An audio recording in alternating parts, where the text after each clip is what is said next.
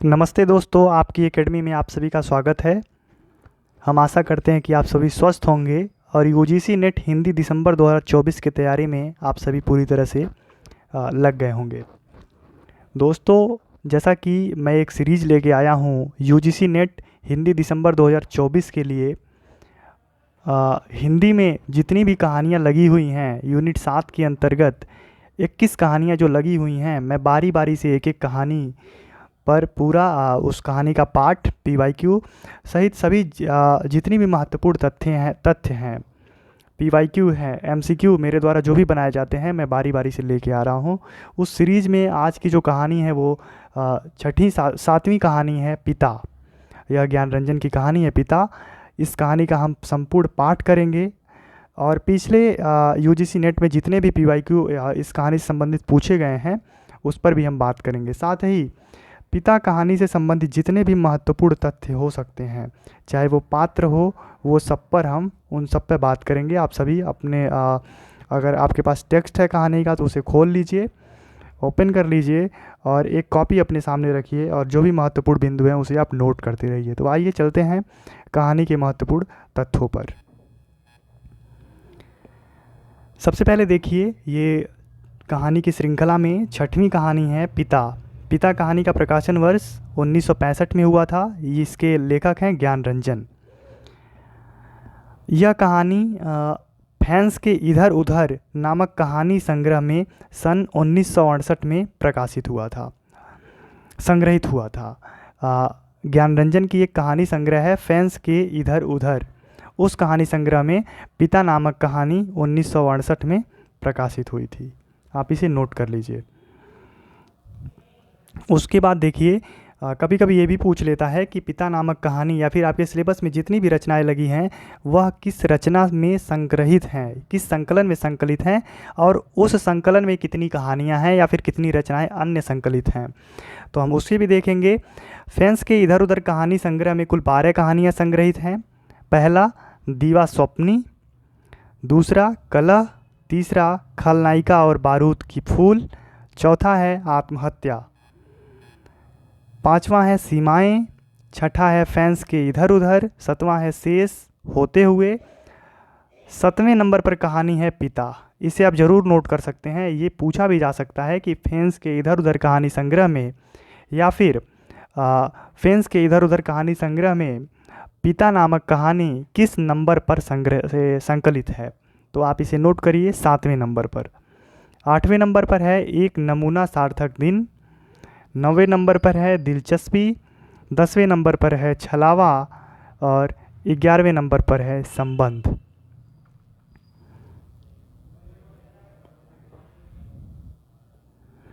इसके बाद हम इस कहानी के मूल प्रतिपाद्य पर चलेंगे। इस कहानी का प्रतिपाद्य क्या है? प्रतिपाद्य हम इसलिए देखते हैं कि मोटी मोटा उस कहानी से संबंधित हमें एक ढांचा तैयार मिल जाए कि इस कहानी का प्रमुख विषय क्या है। सबसे पहले देखिए, इस कहानी में गर्मी एक बेचैनी का प्रतीक है। गर्मी के मौसम की बात में यह कहानी लिखी गई है। गर्मी एक बेचैनी का प्रतीक इस कहानी में दिखाया गया है। किस तरह से पिता नामक जो पात्र है वो गर्मी की बेचैनी में तड़फ रहा है बाहर, और अंदर उसका बेटा उसकी अनेक समस्याओं को महसूस कर रहा है। आगे देखिए कि इस कहानी के प्रतिपाद्य में मुख्य विषय के रूप में है कि नए पुराने मूल्यों और संस्कारों की टकराहट का बड़ा ही सूक्ष्म अंकन और विश्लेषण ज्ञान रंजन की कहानियों में मिलता है।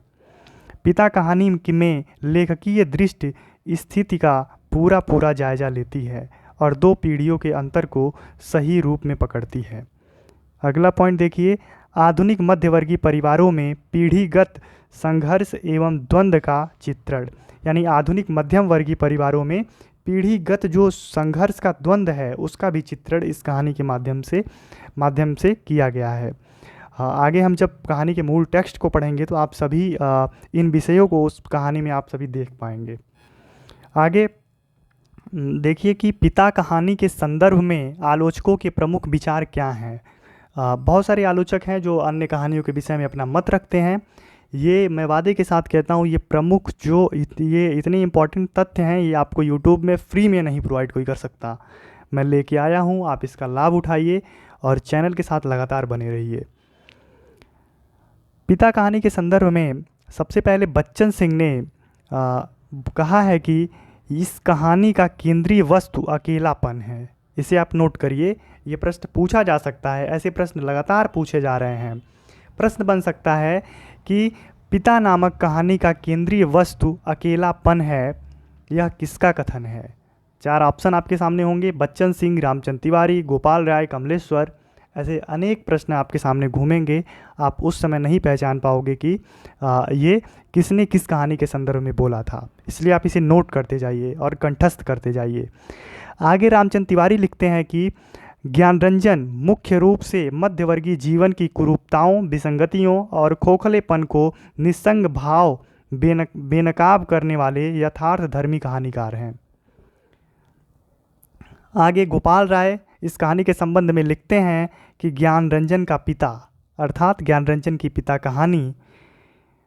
कहानी पीढ़ियों की सोच और जीने के तौर तरीकों के खाई को व्यक्त करने वाली एक कहानी है। अर्थात कहानी पीढ़ियों की सोच और जीने के तौर तरीकों के खाई को व्यक्त करने वाली कहानी है पिता। यह गोपाल राय कहते हैं पिता कहानी के संदर्भ में। आगे हम देखते हैं इस कहानी के प्रमुख पात्रों को। इस कहानी के प्रमुख पात्र के रूप में है एक पात्र पिता। पात्रों को आप जरूर नोट करिए और पात्रों के से संबंधित जितनी भी मुख्य बातें हैं उसे आप जरूर ध्यान में रखिए और नोट कर लीजिए। पिता कहानी का मुख्य पात्र है, पुरानी पीढ़ी का प्रतिनिधित्व करते हैं, स्वाभिमानी आत्मनिर्भर पात्र हैं। पिता का परिवार घनश्याम नगर में रहता है। यह प्रश्न पूछा जा चुका था कि पिता कहानी के अनुसार पिता का पूरा परिवार किस नगर में रहता है, अर्थात किस शहर में रहता है। उसमें 4 ऑप्शन थे जिसमें आपको घनश्याम नगर भी देखने को मिल जाएगा। आगे इस कहानी के एक पात्र हैं सुधीर। सुधीर नामक पात्र पिता का पुत्र है। यह भी कहानी का एक मुख्य पात्र लिए हुए है। जैसे पिता पुरानी पीढ़ी का प्रतिनिधित्व करते हैं, सुधीर आधुनिक पीढ़ी का प्रतिनिधित्व करता है। देवा नामक जो पात्र है यह सुधीर की पत्नी है और पिता की बहू है। कप्तान भाई जो है यह सुधीर का भाई है, पिता का दूसरा लड़का था। यह वायुसेना में कार्यरत एक सैनिक था। दादा भाई नामक भी इस कहानी में एक पात्र हैं। कहानी से संबंधित जितनी भी तथ्य थे, पात्र हो गया, पिता कहानी के संदर्भ में आलोचकों के विचार और प्रतिपाद्य के साथ साथ अन्य महत्वपूर्ण तथ्य पिता कहानी से जितनी भी हो सकती थी मैं आपको इस स्लाइड के माध्यम से प्राप्त दे चुका हूँ। अगर आपको ये PDF चाहिए तो आप इस चैनल के माध्यम में से जो नीचे डिस्क्रिप्शन में टेलीग्राम का चैनल दे रखा है वहाँ आप ज्वाइन कर सकते हैं, या फिर आप कमेंट बॉक्स में भी हमें बता सकते हैं कि आपको, अगर बहुत सारे लोग बोलेंगे और मुझे ऐसा लगा तो मैं डिस्क्रिप्शन में इस PDF का लिंक भी प्रोवाइड कर दूंगा। लेकिन लगातार आप चैनल के कमेंट में कम से कम सक्रिय बने रहिए। आगे हम कहानी को लाइन बाय लाइन पढ़ेंगे ध्यान से। तो चलते हैं हम पिता कहानी को एक एक लाइन इसका वाचन करते हैं और हम प्रमुख पंक्तियों पर मैं अंडरलाइन करते जाऊंगा, आप उसे देखते रहिए। पिता, यह ज्ञानरंजन की कहानी है। चलिए देखते हैं। उसने अपने बिस्तरे का अंदाज़ा लेने के लिए मात्र आध पल को बिजली जलाई। किसने? यहाँ पर सुधीर की बात हो रही है। बिस्तरे फर्श पर बिछे हुए थे। उसकी स्त्री ने सोते सोते ही बड़बड़ाया, आ गए, और बच्चे की तरफ करवट लेकर चुप हो गई। लेट जाने पर उसे एक बड़ी डकार आती मालूम पड़ी, लेकिन उसने डकार ली नहीं। उसे लगा कि ऐसा करने से उस चुप्पी में खलल पड़ जाएगा जो चारों तरफ भरी है, और काफ़ी रात हो गए हैं, ऐसा होना उचित नहीं है। अभी घनश्याम नगर के मकानों में लंबे सिलसिलों से, देखिए घनश्याम नगर का जिक्र आ गया, अभी घनश्याम नगर के मकानों के लंबे सिलसिलों के किनारे किनारे सवारी गाड़ी धड़धड़ाती हुई गुजरी। थोड़ी देर तक एक बहुत साफ भागता हुआ शोर होता रहा।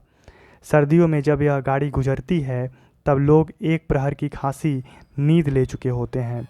गर्मियों में 11:30 का कोई विशेष मतलब नहीं होता। यूँ उसके घर में सभी जल्दी सोया करते हैं, जल्दी खाया और जल्दी उठा भी करते हैं। आज बेहद गर्मी है। देखिए, गर्मी के सीज़न का ज़िक्र हो गया ना, आज बेहद गर्मी है। रास्ते भर उसे जितने लोग मिले, उन सब ने उससे गर्म और बेचैन कर देने वाले मौसम की ही बात की। कपड़ों की फजीहत हो गई, बदहवासी, चिपचिपाहट और थकान है। अभी जब सवारी गाड़ी शोर करती हुई गुजरी तो उसे ऐसा लगा कि नींद लगते लगते टूट गई हो, और जैसा जाड़ों में प्रायः लगता है, बल्कि यूँ लगा कि अगर सोने की चेष्टा शुरू नहीं की गई तो सचमुच देर हो जाएगी। उसने जम्हाई ली। पंखे की हवा बहुत गर्म थी और वह पुराना होने की वजह से चिढ़ाती सी आवाज़ भी कर रहा था। उसको लगा दूसरे कमरे में भी लोग शायद उसकी ही तरह जम्हाइयाँ ले रहे होंगे, लेकिन दूसरे कमरे के पंखे पुराने नहीं हैं। उसने सोचा, बंद करके अन्य कमरों की आहट लेनी चाहिए। उसे कोई बहुत मासूम सी ध्वनि भी 1 डेढ़ मिनट तक नहीं सुनाई दी, जो सन्नाटे में काफ़ी तेज होकर आ सकती है हो। तभी पिता की चारपाई बाहर चरमराई। देखिए, पिता की चारपाई बाहर चरमराई, पिता नामक पात्र। वह किसी आहट से उठे होंगे। उन्होंने डांट कर उस बिल्ली का रोना चुप कराया, जो शुरू होकर गया था। बिल्ली थोड़ी देर चुप रहकर फिर रोने लगी। अब पिता ने डंडे को गज पर कई बार पटका और उस दिशा की तरफ खदेड़ने वाले ढंग से दौड़े जिधर से रोना आ रहा था, और हट हट चिल्लाए। जब वह घूम घूम कर लौट रहा था तो पिता अपना बिस्तर बाहर लगाकर बैठे थे। कनखी से उसने उन्हें अपनी गंजी से पीठ का पसीना रगड़ते हुए देखा और बचता हुआ वह घर के अंदर दाखिल हो गया। उसे लगा कि पिता को गर्मी की वजह से नींद नहीं आ रही, लेकिन उसे इस स्थिति से रोष हुआ। सब लोग पिता से अंदर पंखे के नीचे सोने के लिए कहा करते हैं, पर वह जरा भी नहीं सुनते। हमें क्या, भोगें कष्ट। कुछ देर पड़े रहने के बाद वह उठा और उसने उत्सुकतावश खिड़की से झांका। सड़क की बत्ती छाती पर है। गर्मियों में यह बेहद अखर जाता है। पिता ने कई बार करवटें बदली, फिर शायद चैन की उम्मीद में पाटी पर बैठे पंखा झलने लगे। पंखे की डंडी से पीठ का वह हिस्सा खुजाते जहाँ हाथ की अंगुलियाँ दिक्कत से पहुँचती। आकाश और दरख्तों की तरफ देखते। रिलीफ पाने की किसी बहुत हल्की उम्मीद में शिकायत उगलते हैं। बड़ी भयंकर गर्मी है। एक पत्ता नहीं डोलता। उनका यह वाक्य जो नितांत व्यर्थ है, अभी अभी बीते क्षण में डूब गया। गर्मी बरकरार है और रहेगी। क्यों? यह जाड़े बरसात का मौसम नहीं है। पिता उठकर घूमने लगते हैं। 1 या 2 बार घर का चक्कर चौकीदारों की तरह हो ओ करते लगाते हैं, ताकि कोई सेंध वेद ना लगा सके। लौट कर थके स्वर में हे ईश्वर कहते हुए उंगली से माथे पर पसीना काटकर जमीन पर चुआने लगते। बड़ा गजब है। कमरे की एक दीवार से टिक कर बैठ जाने पर वह काफ़ी तनाव में सोचने लगते। अंदर कमरों में पंखों के नीचे घर के सभी दूसरे लोग आराम से पसरे हैं। इस साल जो नया पेडेस्टल खरीदा गया है, वह आंगन में दादी अम्मा के लिए लगता है। बिजली का मीटर तेज चल रहा होगा। पैसे खर्च हो रहे हैं, लेकिन पिता की रात कष्ट में है। लेकिन गजब यह नहीं है, गजब तो पिता की जिद है। वह दूसरों का आग्रह अनुरोध माने तब ना। पता नहीं क्यों पिता जीवन की अनिवार्य सुविधाओं से भी चिढ़ते हैं। वह झल्लाने लगा। चौक से आते वक्त 4 आने की जगह 3 आने और 3 आने में तैयार होने पर 2 आने में चलने वाले रिक्शे के लिए पिता घंटे घंटे खड़े रहेंगे। धीरे धीरे सबके लिए सुविधाएं जुटाते रहेंगे, लेकिन खुद उसमें नहीं या कम से कम शामिल होंगे। पहले लोग उनकी काफ़ी चिरौरी किया करते थे। अब लोग हार गए हैं। जानने लगे हैं कि पिता के आगे किसी की चलेगी नहीं। आज तक किसी ने पिता को बांस बेसिन में मुंह धोते नहीं देखा। बाहर जाकर बगिया वाले नल पर ही कुल्ला दातुन करते हैं। दादा भाई नामक पात्र यहाँ आ गया। दादा भाई ने अपनी पहली तनख्वाह में गुसलखाने में उत्साह के साथ एक खूबसूरत शावर लगवाया, लेकिन पिता को अरसे से हम सब आंगन में धोती को लंगोटे की तरह बांध कर तेल चुपड़े बदन पर बाल्टी बाल्टी पानी डालते आ रहे हैं। देखते आ रहे हैं। खुले में स्नान करेंगे, जनेऊ से छाती और पीठ पर मैल काटेंगे। शुरू में दादा भाई ने सोचा पिता उसके द्वारा सावर लगवाने में से बहुत खुश होंगे, उन्हें नई चीज़ का उत्साह होगा। पिता ने जब कोई उत्साह प्रकट नहीं किया तो दादा भाई मन ही मन काफ़ी निराश हो गए। एक दो बार उन्होंने हिम्मत करके कहा भी, आप अंदर आराम से क्यों नहीं नहाते, तब भी पिता आसानी से उसे टाल गए। लड़कों द्वारा बाजार से लाई बिस्किटें, महंगे फल, कुछ भी पिता कुछ भी नहीं लेते। कभी लेते भी हैं तो बहुत नाक भाव सिकोड़ कर उसके बेस्वाद होने की बात शुरू में ही जोर दे देते हैं। अपनी अमावट, गजक और दाल रोटी के अलावा दूसरे द्वारा लाई चीज़ों की श्रेष्ठता से वह कभी प्रभावित नहीं होते। वह अपना हाथ पांव जानते हैं, अपना अर्जन, और उसी में उन्हें संतोष है। वे पुत्र जो पिता के लिए कुल्लू का सेव मंगाने, दिल्ली एम्पोरियम से बढ़िया धोतियाँ मंगाकर उन्हें पहनाने का उत्साह रखते हैं, अब तेज़ी से पिता विरोधी होते जा रहे हैं। सुखी बच्चे भी अब गाहे बगाहे मुंह खोलते हैं और क्रोध उगल देते हैं। लद्द लद्द बाहर आम के दो सीकरों के लगभग एक साथ गिरने की आवाज़ आई। वह जानता है पिता आवाज़ से स्थान साधने की कोशिश करेंगे। टटोलते टटोलते अंधेरे में आम खोजेंगे और खाली गमले में इकट्ठा करते जाएंगे। शायद ही रात में एक दो आम उसके चूक जाते हैं। ढूंढने पर नहीं मिलते, उनको सुबह पा जाने के संबंध में उन्हें रात भर संदेह होता रहेगा। दीवार से काफ़ी देर तक एक ही तरह टिक रहने से उसकी पीठ दुखने लगी थी। ये सारी बातें कौन सोच रहा है? सुधीर, पिता का जो पुत्र है, वो अपने पिता के प्रति इतना चिंतित है, उनकी रूढ़िवादिता या फिर उनकी पुरानी पीढ़ी का और नई पीढ़ी के संघर्ष का जो टकराहट है, उनकी पुरानी सोच या फिर ऐसे कह सकते हैं रूढ़िवादिता सोच जो उनकी है, इसको ले करके उनका जो पुत्र है सुधीर, वो बहुत ही चिंतित है। वो किसी भी घर के समारोह में अपने आप को शामिल नहीं करते, घर की ऐशो आराम की चीज़ों में अपने आप को शामिल नहीं करते, जिसे देख करके उनका लड़का जो है वो काफ़ी चिंतित है। और ना सिर्फ लड़का बल्कि घर के उस परिवार के एक एक सदस्य उनके इस करतूत से काफ़ी चिंतित हैं। आप सही तरीके से इस कहानी में देख पा रहे होंगे। नीचे रीढ़ के कमरे वाले हिस्से से में रक्त की चेतना बहुत कम हो गई। उसने मुद्रा बदली। बाहर पिता ने फाटक खोलकर सड़क पर लड़ते चिचियाते कुत्तों को हड़काया। उसे यहाँ बहुत खीज हुई। कई बार कहा, मोहल्ले में हम लोगों का सम्मान है, चार भले लोग आया जाया करते हैं, आपको अंदर सोना चाहिए, ढंग के कपड़े पहनने चाहिए और चौकीदारों की तरह रात को पहरा देना बहुत ही भद्दा लगता है। लेकिन पिता की जड़ में कभी कोई झोल नहीं आता, उल्टा सीधा। पता नहीं कहाँ किस दर्जी से कुर्ता कमीज सिलवा लेते हैं, टेढ़ी जेब, सदरी के बटन ऊपर नीचे लगा, सभा सोसाइटी में चले जाएंगे। घर भर को बुरा लगता है। लोगों के बोलने पर पिता कह देते हैं, आप लोग जाइए ना भाई, काफ़ी हाउस में बैठिए, झूठी वैनिटी के लिए बेयरा को टिप दीजिए, रहमान के यहाँ 1.5 रुपये वाला बाल कटाइए। ये देखिए, ये प्रश्न बन सकता है कि बाल कटाने के संबंध में कितने रुपए की बात करी गई है पिता कहानी में। तो आप ध्यान रखिए, रहमान नामक बाल काटने वाले व्यक्ति का जिक्र हुआ है जो कि 1.5 रुपये बाल कटाई लेता है। मुझे क्यों घसीटते हैं, आप लोग कटाइए। लोगों का बोलना चुटकी भर में धरा रह जाता है। पिता वैसे तो चुप रहते हैं, लेकिन जब बात बहस में उन्हें खींचा जाता है तो काफ़ी करारी और हिंसात्मक बात कह देते हैं। उल्टे उन्हें घेरने वाले हम भाई बहन अपराधी बन जाते हैं।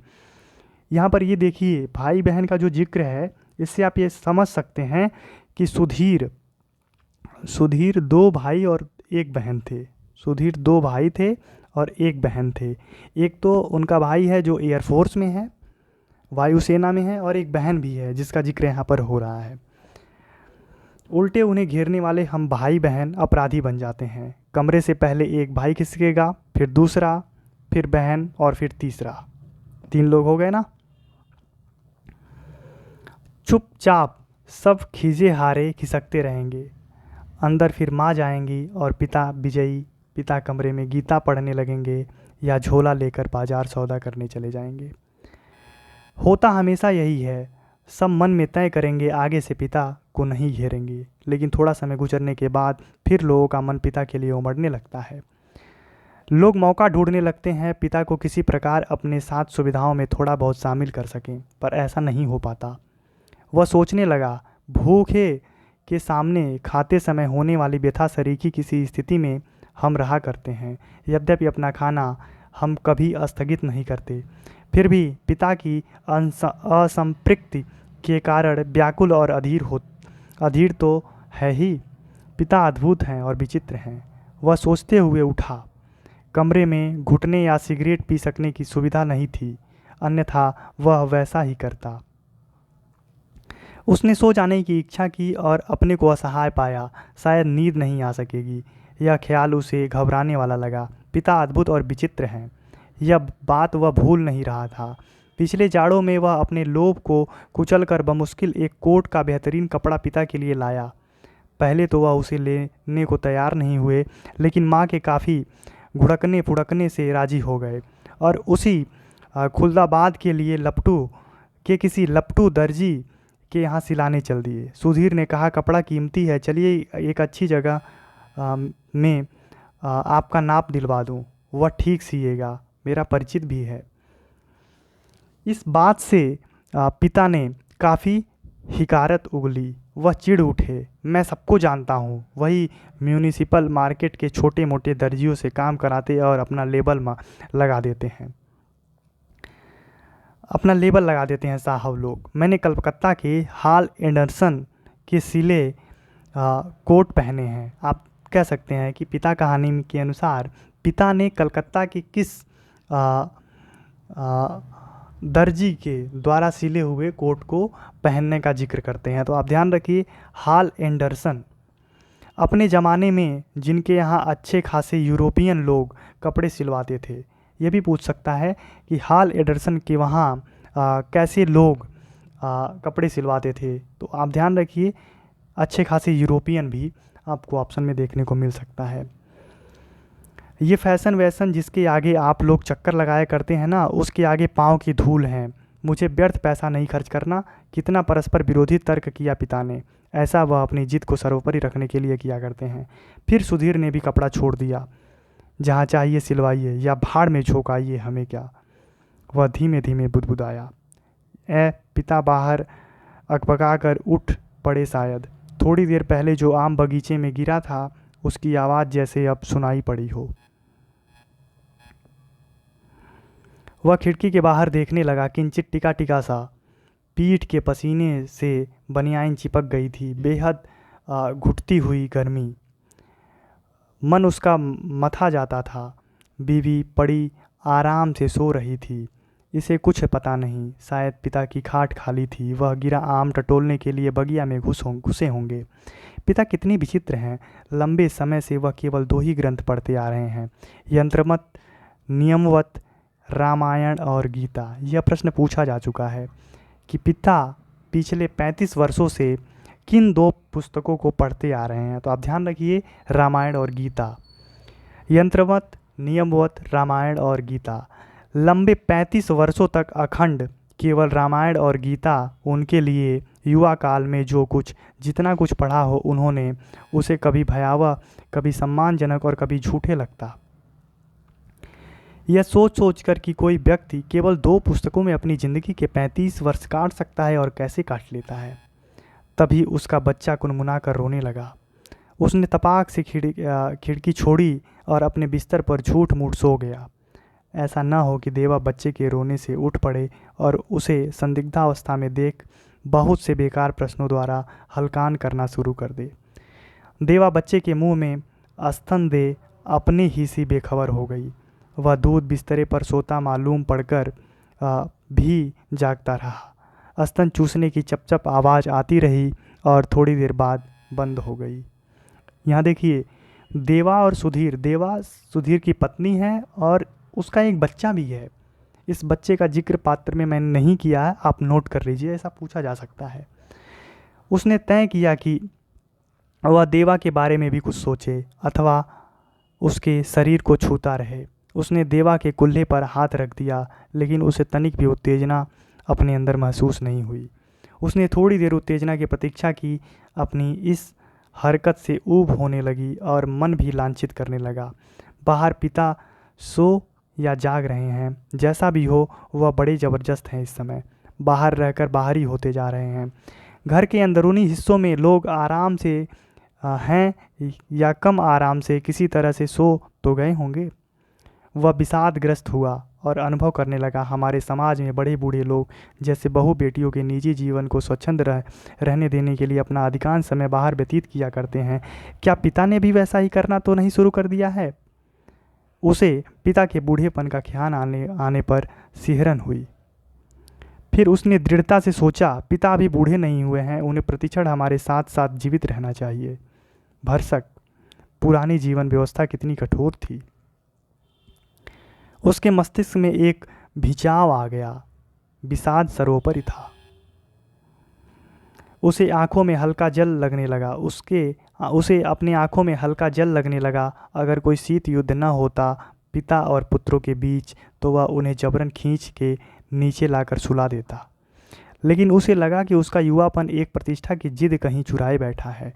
वह इस प्रतिष्ठा के आगे कभी बहुत मजबूर, कभी कमज़ोर हो जाता है और उसे भुगत भी रहा है। दरअसल उसका जी अक्सर चिल्ला उठने को हुआ, पिता तुम हमारा निषेध करते हो, तुम ढोंगी हो, अहंकारी, वज्र अहंकारी। लेकिन वह कभी चिल्लाया नहीं। उसका चिल्ला सकना मुमकिन भी नहीं था। वह अनुभव करता था उसके सामने जिंदगी पड़ी है और पिता पर इस तरह चिल्लाने में उसका नुकसान हो सकता है। उसको लगा पिता लगातार विजयी हैं, कठोर हैं, तो क्या उन्होंने पुत्रों के सामने अपने को कभी पसारा नहीं? लगता है दीवारों पर भी पसीना चुहचुहा आया है। खुद को छुरा भोंक देने या दीवार पर सिर पटकने या सोती बीवी के साथ पाश्विक हो जाने का ढोंग सोचने के बाद भी गर्मी की बेचैनी नहीं कटी। उसने ईश्वर को बुदबुदाना चाहा, मतलब ईश्वर के संबंध में कुछ बातें कही, मतलब कुछ पाठ करने लगा, लेकिन वैसा नहीं किया। केवल हल्के हल्के हाथ के पंजों से सिर के बालों को दबोचकर वह रह गया। मौसम की गर्मी से कहीं अधिक प्रबल पिता है। आगे देखते हैं कितनी पेज बची है कहानी। बस इसके बाद एक पेज और है। मौसम की गर्मी से अधिक प्रबल कहीं पिता है। उसके सामने एक घटना मजबूती से टंग गई। उसने घटना को मन में दोहराया। वायुसेना में नौकरी करने वाला उसका कप्तान भाई बहन के यूनिवर्सिटी के खर्चे के लिए 10 वर्ष तक 50 रुपये महीना भेजता था। आप इसे नोट कर लीजिए, 10 वर्ष तक 50 रुपये महीना भेजता था। एक बार अकस्मात कप्तान भाई होली अवकाश मनाने घर आया। पिता ने उसके हाथ में उसके नाम की 1200 रुपये वाली एक पासबुक थमा दी। सबको यह बड़ा आकस्मिक लगा। कप्तान भाई को हैरत हुई और हल्की खुशी भी कि एकाएक काफ़ी रुपए मिल गए। लेकिन इस बात को उसे दुख और पराजय का भान भी हुआ। उसने अपने को छोटा महसूस किया। 2 वर्ष तक बहन के लिए उसने जो थोड़ा बहुत किया वह सब एक पल में घटकर नगण्य हो गया। फिर भी वह अनुभव कर रहा था कप्तान भाई ज़्यादा सोचते नहीं, खिलाड़ी तबीयत के हैं, यान की तरह चुटकी में धरती छोड़ देते हैं। कितने मस्त हैं कप्तान भाई। उसे लगा पिता एक बुलंद भीमकाय दरवाजे की तरह खड़े हैं, जिससे टकरा टकरा कर हम सब निहायत पिद्दी और दयनीय होते जा रहे हैं। इस घटना को याद करके और पिता के प्रति खिन्न हो जाने पर भी उसने चाहा कि वह खिड़की से पिता को अंदर आकर सो रहने के लिए आग्रहपूर्वक कहे, लेकिन वह ऐसा नहीं कर सका। वह असंतोष और सहानुभूति दोनों के बीच असंतुलित भटकता रहा। न लोकोसीड से उठती इंजनों की सटिंग ध्वनि, न कंक्रीट की ग्रैंड ट्रंक पर से होकर आती धूमनगंज की ओर इक्के दुक्के लौटते इक्को के घोड़ों की टापें, न झगड़ते कुत्तों की भौंक भांक। वह बस कहीं उल्लू एक गति, एक वजन और विभत्सता में बोल रहा है। उल्लू बोल रहा है। उल्लू को रात में दिखाई देता है, दिन में बिल्कुल नहीं, ऐसा माना जाता है। रात्रि में शहर का आभास कुछ पलों के लिए मर सा गया है। उसको उम्मीद हुई कि किसी भी समय दूर या पास से कोई आवाज़ अकस्मात उठ आएगी। घड़ी टनटना जाएगी या दौड़ती हुई ट्रक का तेज लंबा हॉर्न बज उठेगा और शहर का मरा हुआ आभास पुनर्जीवित हो जाएगा। पूरा शहर कभी नहीं सोता या मरता। बहुत से सोते हुए जान पड़ने वाले भी संक्षिप्त ध्वनियों के साथ या लगभग ध्वनिहीनता के बीच जगे होते हैं। रात काफ़ी बीत चुकी है और इस समय यह सब सोचना सिवाय सोने के कितना सा निरर्थक है। शायद पिता औंक गए हैं। करवट बदलने से उत्पन्न होने वाली खाट की चरमराहट, आम टटोलते समय सूखी अधसूखी पत्तियों के कुचलने की आवाज़, लाठी की पटक, मकान के फेरे के वक्त की खास कसार, कुत्ते बिल्लियों को हड़काना कुछ सुन नहीं पड़ रहा है। इस विचार से कि पिता सो गए होंगे, उसे परम शांति मिली और लगा कि अब वह भी सो सकेगा। शीघ्र नींद के लिए उसने टकटकी बांधकर पंखे की तरफ देखना शुरू किया। गर्म हवा के बावजूद दिन भर की व्यर्थ थकान और सोच विचार से पस्त हो जाने की वजह से वह नींद में चित्त हो गया। थोड़े समय उपरांत वह एकाएक उछक कर बैठ गया। उसने चारों तरफ देखा, कुछ देख पाने के लिए कुछ क्षणों तक गड़े हुए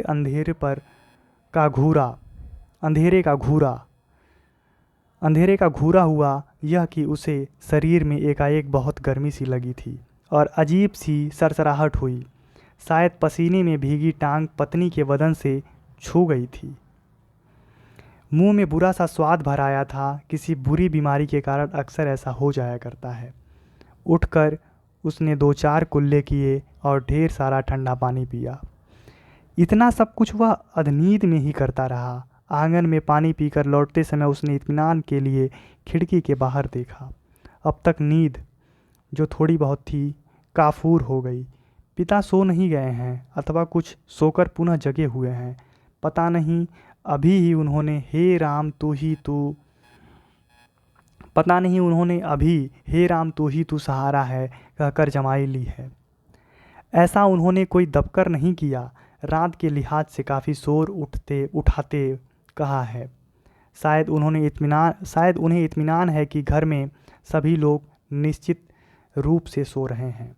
पिता ने अपना बिस्तरा गोल मोड़कर खाट के एक सिरे पर कर लिया है और वहीं सुराही से प्याले में पानी ले लेकर अपनी खाटिया की बात तर कर रहे हैं। सुराही से खाट तक और खाट से सुराही तक बार बार आते जाते बहुत बार ऐसा करने पर खाट का बात तर हुआ है। इसके बाद उन्होंने पानी पिया और पुनः एक बड़ी आवाज़दार जम्हाई के साथ लिपटे हुए बिस्तरे पर सिरहाना बना निखरी खटिया पर लेट गए। तड़का होने से पता नहीं कितनी देर थी। थोड़ी देर बाद पंखा जमीन पर गिराकर उनका दायां हाथ खटिया की पाटी से झूलने लगा। चारों तरफ धूमिल चांदनी फैलने लगी। सुबह जो दूर है कि भ्रम में पश्चिम से पूर्व की ओर कौवे काँव काँव करते उड़े। वह खिड़की से हटकर बिस्तरे पर आया। अंदर हवा वैसी ही लू की तरह गर्म है। दूसरे कमरे स्तब्ध हैं। पता नहीं बाहर भी उमस और बेचैनी होगी। वह जागते हुए सोचने लगा अब पिता निश्चित रूप से सो गए हैं शायद। ये कहानी अंत में जाते जाते एक ट्रेजेडी पैदा करती है। अब आप देखिए, इस कहानी को पढ़ने के बाद, इस कहानी को पाठ करने के बाद आपको कितना इससे लाभ हो रहा है, आप इसे कमेंट बॉक्स में ज़रूर बताइएगा। कमेंट करते रहिए और हम इसके बाद इस कहानी से संबंधित जितने भी PYQ हैं, इस कहानी से संबंधित जो भी PYQ 1-2 पूछे गए हैं पीछे, कम से मैं 2-3 ही लेके आता हूँ। वो PYQ अगर आप कर लेते हैं तो हमारा कहानी लाइन बाय लाइन पढ़ना सार्थक है। हम पिता कहानी से संबंधित जो पहला PYQ है हम उसे पढ़ेंगे। आप देखिए, ये जो भी मैं PYQ लेके आऊँगा वो ऑथेंटिक PYQ होगा। ये UGC नेट हिंदी दिसंबर 2022 शिफ्ट 2 में पूछा गया था। उसका युवापन एक प्रतिष्ठा की जिद कहीं चुराए बैठा है। वह इस प्रतिष्ठा के आगे कभी बहुत मजबूर, कभी बहुत कमज़ोर हो जाता है और उसे भुगत भी रहा है। उपर्युक्त कथन किस कहानी से उद्धृत है? यह सुधीर यह सुधीर के बारे में कहा गया है। युवापन का या फिर आधुनिकता का प्रतिनिधित्व कौन करता है? सुधीर करता है। सुधीर किस कहानी का पात्र है? पिता। पिता कहानी का प्रकाशन वर्ष कब होता है? 1965। और पिता कहानी किस कहानी संग्रह में प्रकाशित हुआ था, संग्रहित हुआ था? इधर उधर, फैंस के इधर उधर। उस कहानी संग्रह का प्रकाशन कब हुआ था? 1968। ठीक है, आप इतनी बातें नोट करते रहिए। इस प्रश्न का उत्तर क्या होगा? सी। सी की तरफ हम देखते हैं, सी। अगले प्रश्न की तरफ हम चलते हैं। मैं आपको बता दूं कि आपको इस कहानी से संबंधित जितने भी PYQ थे उसमें से मैं कुछ चुनिंदा PYQ लेके आया हूं। और ये जो हमारी सीरीज़ चल रही है इसके बाद हम आगे इसी कहानी से संबंधित पिता कहानी से संबंधित जितने भी मोस्ट इम्पॉर्टेंट MCQ बन सकते हैं मैं खुद से बना के लेके आऊँगा, जो कि आगे के परीक्षाओं में पूछे जाने की काफ़ी अधिक संभावना हो बनेगी।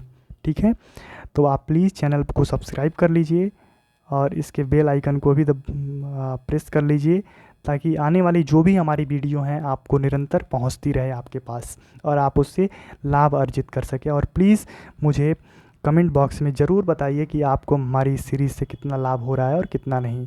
अगला प्रश्न देखिए, UGC नेट हिंदी दिसंबर 2023 में पूछा गया था। प्रश्न है कि पिता कहानी में पिता ने किन 2 पुस्तकों में जिंदगी के 35 वर्ष काट दिए? Option A Ramayana Mahabharata, option B दूसरा है गीता विष्णु पुराण, तीसरा ऑप्शन है श्रीमद् भागवत पुराण, श्रीमद् भागवत गीता, ऑप्शन 4 है रामायण और गीता। मैं जब इस कहानी का पाठ कर रहा था तो मैंने वहाँ पर भी इसका जिक्र किया था कि इसका उत्तर होगा रामायण और गीता। पूरे 35 वर्ष तक पिता जिन 2 पुस्तकों को पढ़ते आ रहे थे उन 2 पुस्तकों में है रामायण और गीता। हम उत्तर की तरफ चलते हैं, उत्तर है रामायण और गीता। आज का ये जो हमारा सीरीज़ था वह समाप्त होता है। कहानियों की सीरीज़ में आज हमने पिता कहानी का संपूर्ण पिता कहानी का पाठन किया। पाठन करने के बाद हमने इस कहानी से संबंधित जो भी PYQ थे मैंने PYQ को सॉल्व किया, महत्वपूर्ण तथ्यों को हमने जाना। और इसके बाद हम जो लेके आएंगे अगली वीडियो में हम इस कहानी से संबंधित मोस्ट इम्पॉर्टेंट MCQ मैं खुद से बना के लेके आऊँगा। अगले 6 से 7 8 घंटे या फिर अगले दिन मैं आपको MCQ भी प्रोवाइड करा दूँगा। तो धन्यवाद, आप इस चैनल के साथ जुड़े रहिए और प्लीज़ सब्सक्राइब करिए और अधिक से अधिक शेयर कीजिए। Thank you.